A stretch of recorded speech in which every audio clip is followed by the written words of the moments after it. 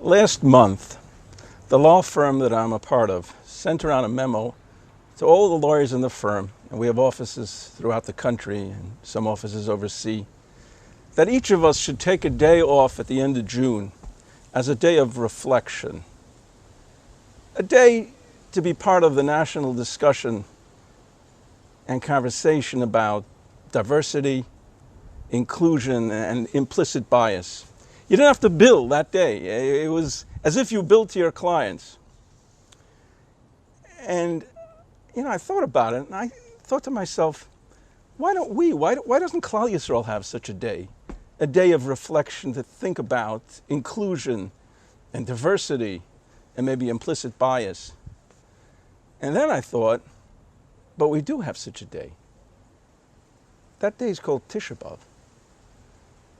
As you all know,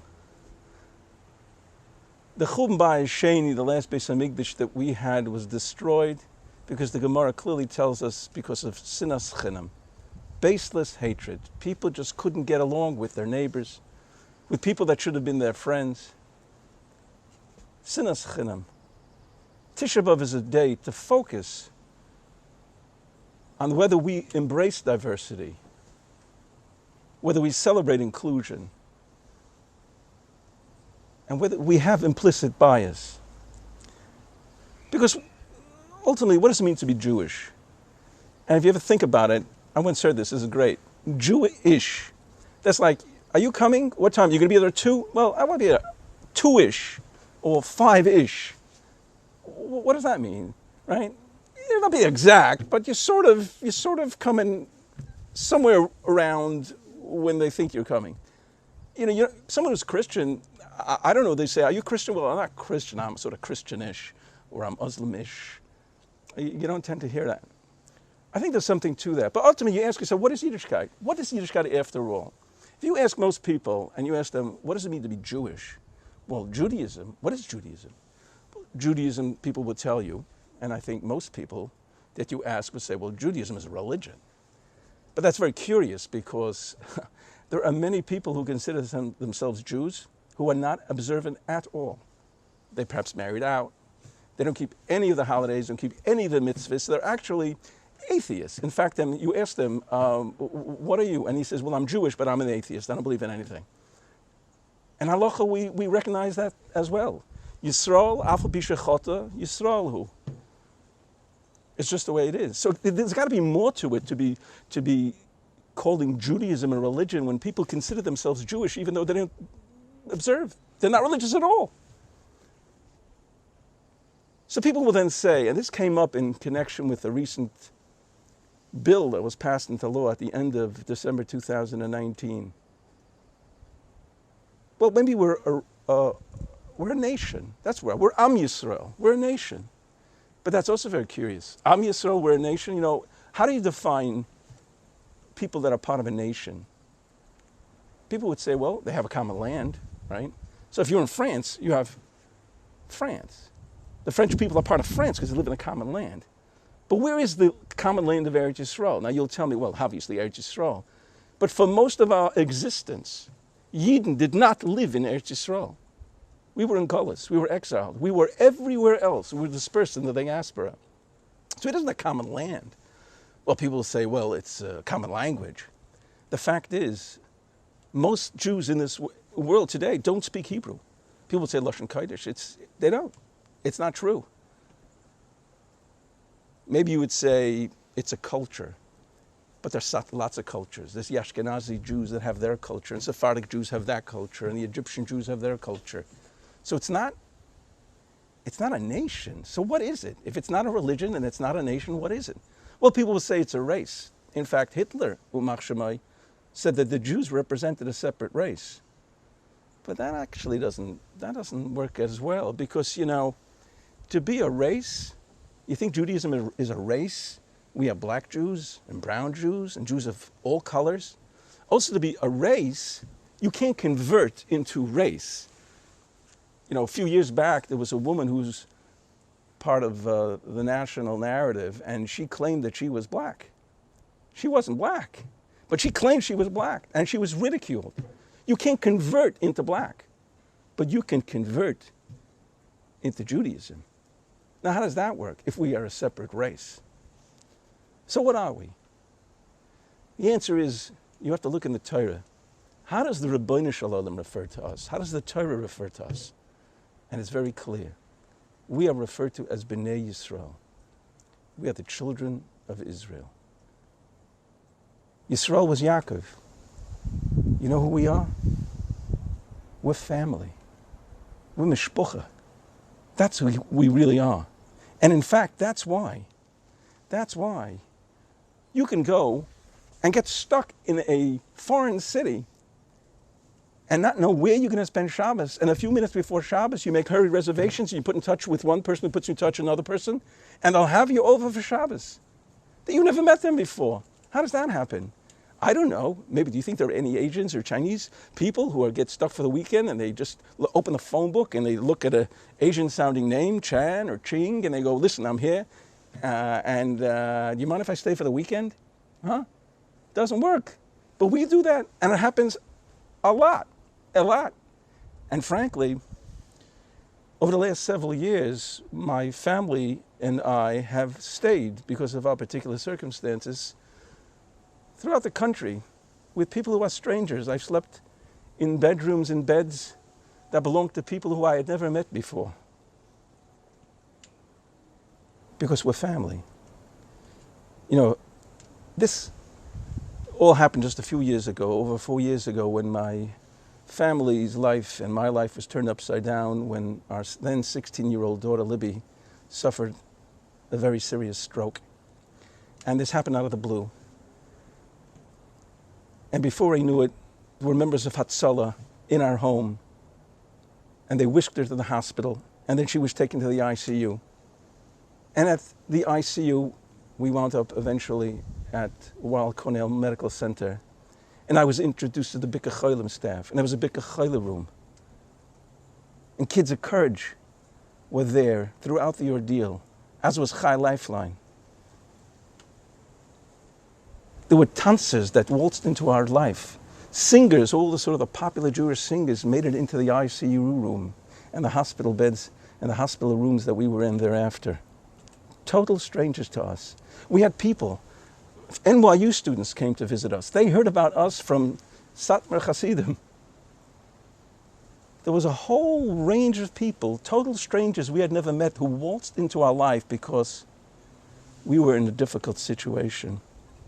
And I remember this sight in particular, in the hospital, where a woman of Satmar Bika Cholim giving food to unaffiliated Jews, and at the same time spending Shabbos in a modern Orthodox shul, side by side with Hasidim who were there for their own tzaras. And they sang Tzur Yisrael, and they had flags up front. And you know, no one seemed to mind.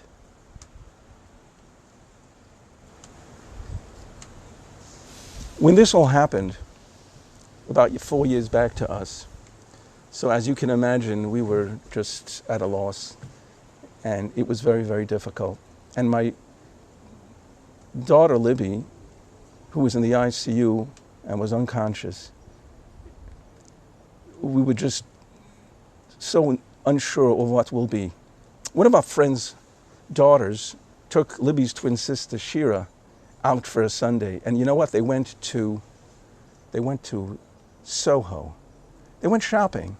So it would be distracting to Shira. And sure enough, they went to Kate Spade down at Soho. That's a shoe store, a women's shoe store. And Shira was there with her friend, her older friend. And they were talking about the shoes. And apparently Shira said, you know, I think Libby would love those shoes. And the sales clerk behind the counter asked Shira, who was she talking about? And Shira says, well, my twin sister Libby is in the ICU and she had suffered a stroke and we're just talking about her. And the woman looked at Shira and she said, do you mean Liebe Yehudis Bas Yecheved? And she looked at her and I go, what? He says, yeah, I live in New Jersey and I'm part of this Sephardic community. We have a Tehillim group. And I've been praying for your sister for the last several weeks. I can't believe we've met. Shira looked at her and didn't realize this woman was even Jewish. But that's the power of what happens in the world of the hospitals. And I thought to myself, which world is the real world? Is that the real world? Or is the world that we live in, where we have these walls dividing us, walls separating us, between community and community, between shul and shul, between neighbor and neighbor? And I got to tell you, at the end of about that 2-week period, Libby came out from her coma. And we were in this little room and trying to explain to Libby what happened. And after we sort of got to telling her what had happened, where she was, I said to her, just giving her a note of encouragement, I told her about the hundreds of calls that I received, the hundreds of text messages that I had received from people all over the world, from Israel, from London, from all over England, from Europe, from Switzerland, from Australia, people who were davening for Libby, people who were taking on chesed projects for Libby. There were Tillim groups that were just designed just so that she could get better. And I could never forget Libby closing her eyes in that bed and thinking to herself and then verbalizing. She said to me, I never knew how many people loved me. I never knew how many people loved me. And that's what it's like to be part of Klal Yisrael. Because it's all family, it's all mishpacha. When the crisis hits, that's when we realize who we are and what we really mean to each other. You know, I'm speaking to you from San Mateo, California. I don't know what the background says, but I'm in San Mateo, California. Now, how did I get here? We're here because Libby's pursuing a therapy here in California. And because of the pandemic, there was no way for us to get here. So for months, Libby didn't have therapy. At some point, her physiatrists here in California said she must come. But how are we going to get from New York? We were at high risk. We can't take commercial flights. Nobody was flying commercial anyway. I had heard about an organization called Hatzalah Air, and I wrote an email. I remember the email was entitled, A Plea for Help. I described our situation. I thought maybe we'd have to drive from New York to California. Within an hour, I got an email back that said, in response to my question, could you help us? And the one-line email said, of course we'll help. And that's how two malachim came. Two malachim down from Shemayim, Eli and Uri, pilots, that met us at Westchester Airport and whisked us up into the air, over the Rockies to Denver, where we stopped for 20 minutes to refuel, and then over here right to San Mateo, or a private airport right outside San Francisco. We're about 25 minutes outside San Francisco. Who would do this? Who would do this for you? Only mishpucha. Relatives you didn't even know you had. I got to tell you, when I was 25,000 feet up in the air, Eli Rowe, who's a tzaddik, forgive me for saying that, Eli, but it's true. He told me the following story. He said back in February, Eli said that he was at he says one of those nights where you go to 5 chasanas. Before the pandemic, people went to 5 chasanas. And he came back home with his wife at 1:30 in the morning. They're home in Queens. And he was dead tired. And he went to bed at 1:30. At 2:15, that's the time when you're in your sleep, where you can't be awoken for anything. But his phone was on because he was on call. Someone called at 2:15 in the morning. And he heard someone that was gasping for breath, trying to say something, and Eli did not understand what he was saying. A moment later, a woman comes on to the phone and says to him, he said calmly, she said, my husband is in desperate need of a set of lungs. The doctors have given him 2 or 3 more weeks to live unless he gets a lung transplant.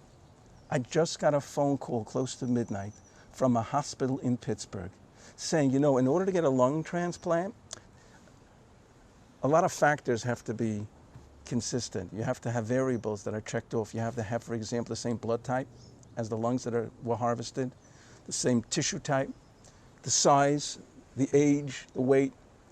And they were going to do the transplant at the University of Pittsburgh Medical Center for someone else. And at the last minute, they realized that one of the variables was not consistent.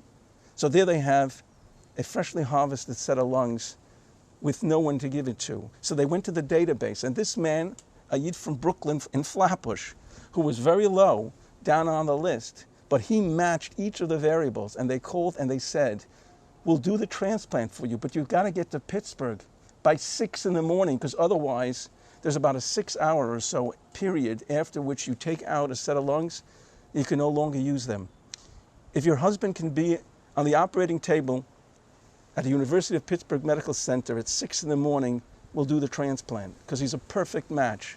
So there she is. It's 2:15 in the morning, and she's calling Eli Rowe and telling him, could you help me? And Eli said, without thinking, he said, of course. Grab a bag and quickly bring your husband to the Westchester airport. And Eli raced from his home in Queens to the Westchester airport, and by the time the ambulance arrived with this sick patient from Brooklyn, Eli already told me he had the right engine on of the small Hatzalah airplane that seats 5 people plus a stretcher. I know I was on it. And they brought this man in. Eli told me that the plane was moving even before the door was up and people were seated. That's how much time they had to spare. Eventually the door closed, he taxied and he took off. And within an hour and a half or so, they were at the Pittsburgh airport in this private airfield. And that's where there was a waiting ambulance with its lights on. And they transported this Yid from Brooklyn off that plane, that Hatzalah airplane, into the ambulance. And a few minutes later, he was on his way. By 6 o'clock the next morning, a few hours later, that man was on that operating table for that set of lungs. When Eli came home, he flew directly home. It takes about an hour and a half or so. So it was about 7 in the morning. Eli walks into the bedroom, and his wife, who had just gone to bed, now wakes up and she sees her husband coming in the door. The last thing she remembered, he was in bed. She goes, where were you? And Eli looks at her and he says, Pittsburgh. And she says, what? And he explained to her the story that I just told to you. And at the end, his wife looked at him and she said, what was his name? What was the name of the person that you took to Pittsburgh? And Eli said, I don't know. I don't know. Who would do that? Only family. Only mishpacha. You know, the pasuk tells us, how good and how pleasant is it when brothers sit together. But what's the pasuk have to have the word gam? What's gam yachad? So someone once said, you know what gam yachad is? Because yachad is an abbreviation. Yachad is Rosh Tevis of Yesh Chalukei Deis. Gam yachad. Even if the Chalukei Deis, we have differences of opinions. You look like that, I look like this. You sound like that, I sound like this. You do that, I don't do that. Gam yochad. That's when it's hine matoivu manoim sheves achim. You know, and I was thinking to myself, why is it that we in Klal Yisrael seem to get together at times of crisis? Those walls come down in the walls of the hospital. Those walls come down. But why not during times of calmness?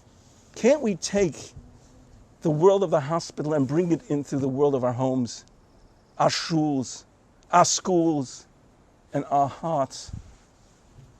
Of course, people should keep their own minhagim, their own traditions, their own approaches. Of course, no one's saying that.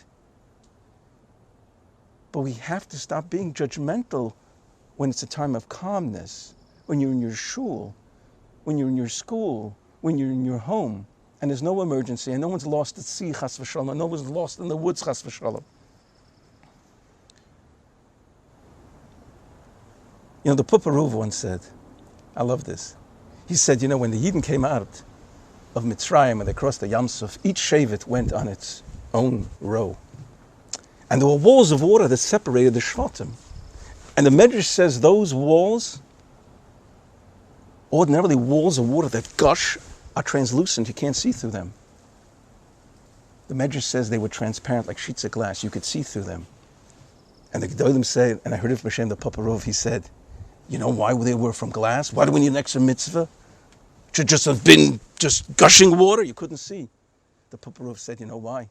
Because as one Shevet went in, and they went out, and they looked to the side, they should see somebody from another Shevet, as is ochet ayid. He may be Jewish. He may have his own minhagim. He may have his own levush. He may sound different. He may act differently to you. But soll wissen, a Yid. So each of us is empowered on this day to cause those walls of separation that we've erected in our hearts to come down.